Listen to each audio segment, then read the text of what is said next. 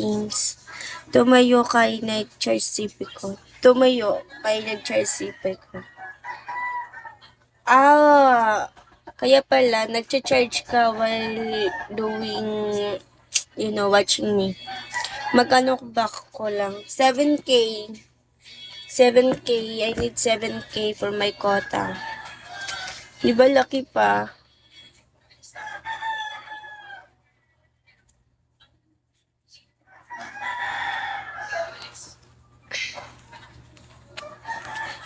Sana sinabi mo.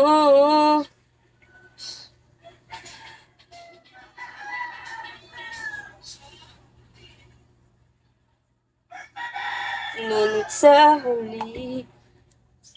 Hi, Pogi. Hello, Pogi. Marco, hello. St. Peter, hello. Venom, Hope, Fire Truck, hello.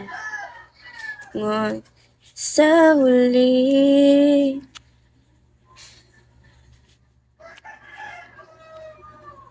Walang kapalit, B. Di naman ako nagpa-private eh. Guys, I don't do PV. Okay.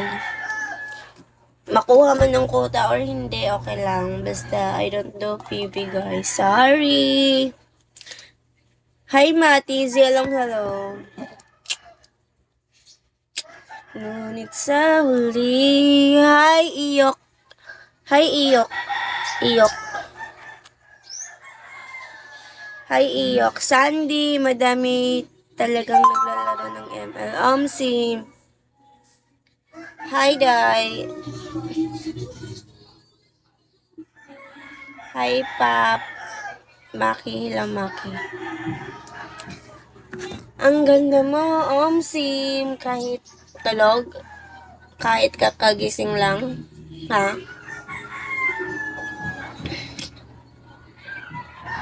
Hi, I love. Hello, hello, hello. Hi, Jose.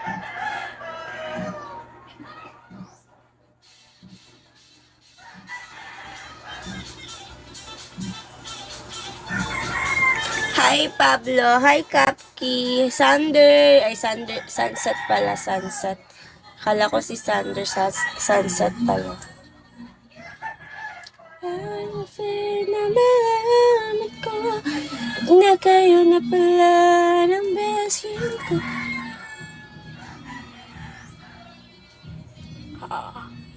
Wala lang.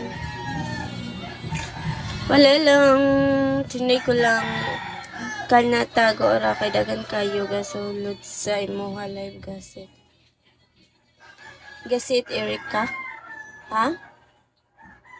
Kanatago ora kay dagan kayo gasulod sa imuha live gasit. Ano yun? Hi, Danny!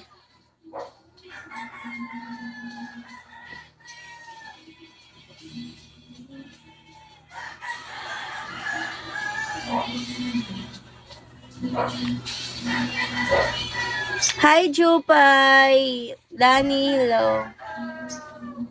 Velmon, hello.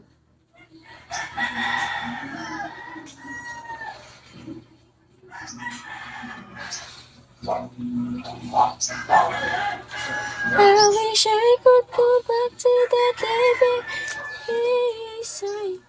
Ang imong lingkod ba ana kay ako kun dili kaga dagan gasulti mo. Sim. Thank you. Diyan ka lang, stay ka lang.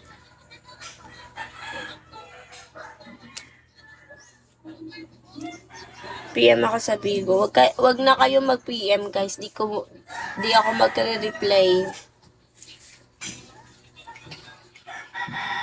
I love you. Hi, Trudy. Hi, Kilua. Hi, Nate. Nate.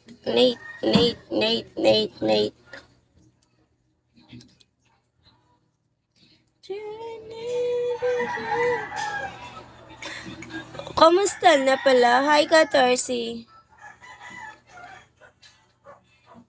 Hey, Katarsi. Kamusta Isang na menor de pala? edad na anak ng mag-asawang negosyante sa Dumaguete City ang pumila para makausap si dating Pangulong Rodrigo Duterte pagkatapos ng sitpong nakaraang Sabado. Alamin natin ang detalye ng balitang ito ni Aileen Navarro. Thank you. Dahil sa sunod-sunod na insidente ng pananakot sa kanilang pamilya, si Bea Torres, 16 anyos na anak ng mag-asawang negosyante na sina Gaspar at Kitty Torres mula sa Dumaguete City ay nagpasaklolo na nang mag-post ng panawagan sa kanyang Facebook page at sinundan pa niya ito ng isang video post. To President Bongbong Marcos, Vice President Inday Sara, Secretary Jovic Remulla of the DILG, Secretary Jesus Crispin Remulla of the DOJ, Hayo, sir. Sky G, hello. the NBI Director, and the Human Rights Commission. I humbly plead for my family's safety, especially for my parents who have been receiving multiple death threats from anonymous individuals.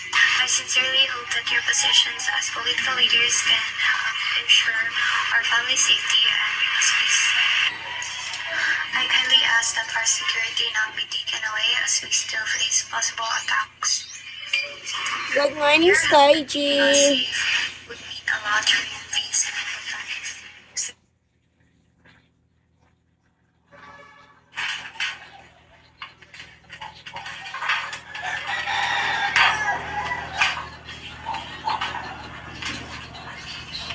Hi, mysterious man.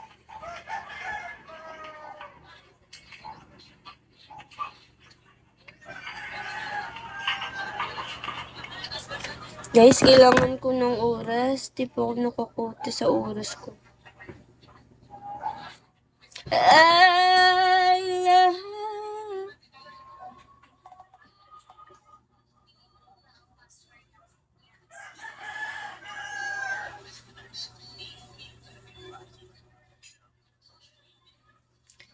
Pretty